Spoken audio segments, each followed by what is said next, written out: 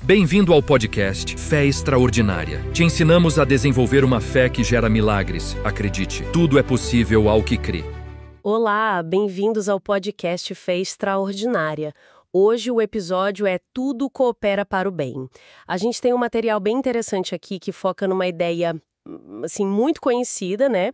Aquela de que tudo coopera para o bem. Exato. E a gente vai mergulhar numa reflexão que explora um versículo específico, Romanos 8, 28, para construir um argumento sobre fé e adversidade. Essa análise é inspirada no trabalho devocional Fé Extraordinária, do Jonatas Pina. Isso mesmo. A proposta central ali é examinar como que as dificuldades podem ser vistas não só como obstáculos, né? Mas como parte de um processo maior, com um propósito, sob a ótica dessa fé. Então a nossa missão aqui é entender essa estrutura. Como que o texto sugere que dá para manter a esperança, encontrar um significado, mesmo quando as coisas apertam. Como que essa perspectiva é construída? Vamos explorar isso. O ponto de partida usa uma analogia que eu achei forte, sabe? Atribuída ao George Bernard Shaw. Ah, sim. Uhum. Que compara a vida a uma pedra de amolar. Ou ela desgasta a gente, ou ela afia, dependendo do nosso metal, né? É uma boa imagem. A ideia central parece ser essa. As experiências, boas ou ruins, elas nos moldam de qualquer jeito. Transformam a gente. Sim, sim. Essa analogia prepara o terreno, né? O argumento principal que vem depois é que o texto chama de fé extraordinária, bom, não é ter uma vida sem problemas, isso não existe, né? Claro. Mas é ter uma lente diferente para encarar esses problemas. E essa lente, segundo o material, ela é construída sobre 3 pilares principais, conceituais, digamos. Ok, vamos para o primeiro pilar então. O texto fala em reconhecer a soberania divina. A base aqui é a crença de que Deus, essa força maior, estaria no controle de tudo, de todas as circunstâncias. Uhum. E usaria isso ativamente para o crescimento pessoal de quem tem essa fé.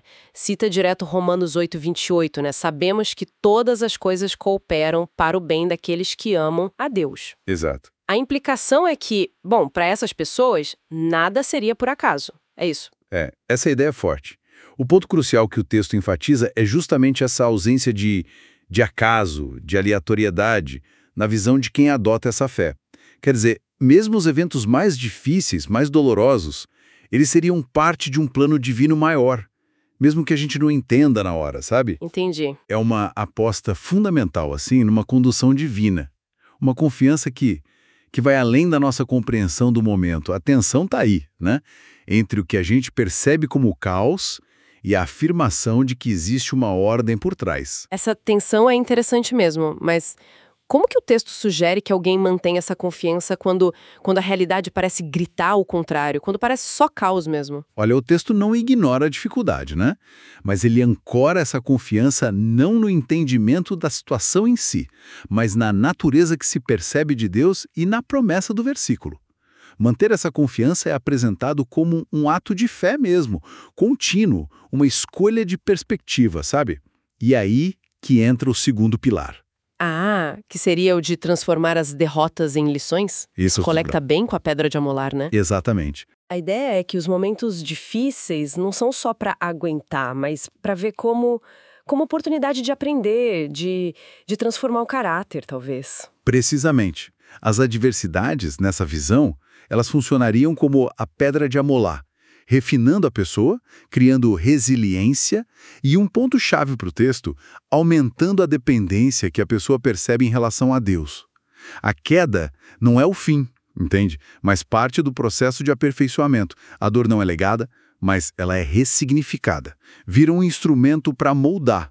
Essa ideia de ressignificar a dor é forte. Mas o texto chega a abordar o risco disso parecer, para quem está de fora, talvez, uma forma de minimizar o sofrimento real enquanto ele acontece? O foco do material parece mais na estrutura interna de crença da pessoa, sabe? E como essa estrutura pode dar consolo, dar força, do que em discutir essa percepção externa. A ênfase está na capacidade dessa fé de dar um propósito através do sofrimento, não em negar que ele existe ou que dói. E isso leva a gente para o terceiro pilar. Que é descrito como uma inabalável confiança no propósito final de Deus. Mas como isso é diferente do primeiro pilar, da soberania? Parece parecido. É uma boa pergunta. Enquanto o primeiro pilar foca na crença do controle divino agora, no presente, este terceiro foca na certeza do resultado lá na frente, no final. O texto argumenta que entender e aceitar de verdade a promessa de Romanos 8:28, de que tudo, absolutamente tudo, coopera para o bem, tornaria a pessoa inabalável. Inabalável. Faz sentido a diferença agora. Então, esses três elementos juntos, reconhecer a soberania divina agora, transformar a dificuldade em aprendizado e confiar no resultado final, isso forma a base dessa fé extraordinária que o texto descreve? Exatamente. Se a gente conectar os pontos, esses pilares criam um sistema de crenças que, segundo o texto, permite que a pessoa interprete todas as situações, até as piores, como tendo um propósito divino e contribuindo para um bem último. E o resultado que se promete com isso é uma paz interior, uma capacidade de seguir em frente, de perseverar, que não dependeria do que está acontecendo fora. E o texto termina reforçando isso, convidando a pessoa a confiar que cada situação está sendo usada para o bem e a buscar força para viver com essa perspectiva. Sim, é um chamado para aplicar essa forma de pensar no dia a dia mesmo. Ver os desafios por essa lente de fé. Bom, então o que a gente tira disso tudo? O material que a gente analisou hoje, ele oferece uma arquitetura bem definida para a gente reinterpretar as dificuldades da vida. A proposta central é não ver as adversidades como eventos isolados ou só negativos, mas como instrumentos, talvez intencionais, dentro de um plano maior. Tudo ancorado numa fé específica em Deus e nesse propósito final dele. Correto. A essência é essa mudança radical de perspectiva diante do que é difícil.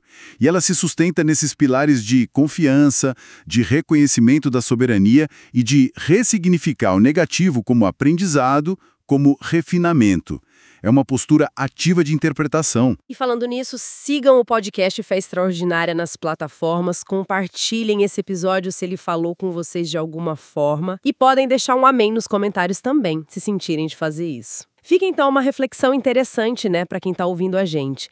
Até que ponto a narrativa que a gente constrói sobre os momentos difíceis da nossa vida, a interpretação que a gente dá para eles, influencia a nossa capacidade não só de aguentar, mas de seguir em frente. E talvez até de crescer com eles. Pois é. Lembre-se sempre, sigam Fé Extraordinária, compartilhem essa conversa e não esqueçam de deixar o amém nos comentários para a gente fortalecer essa comunidade juntos. Até a próxima!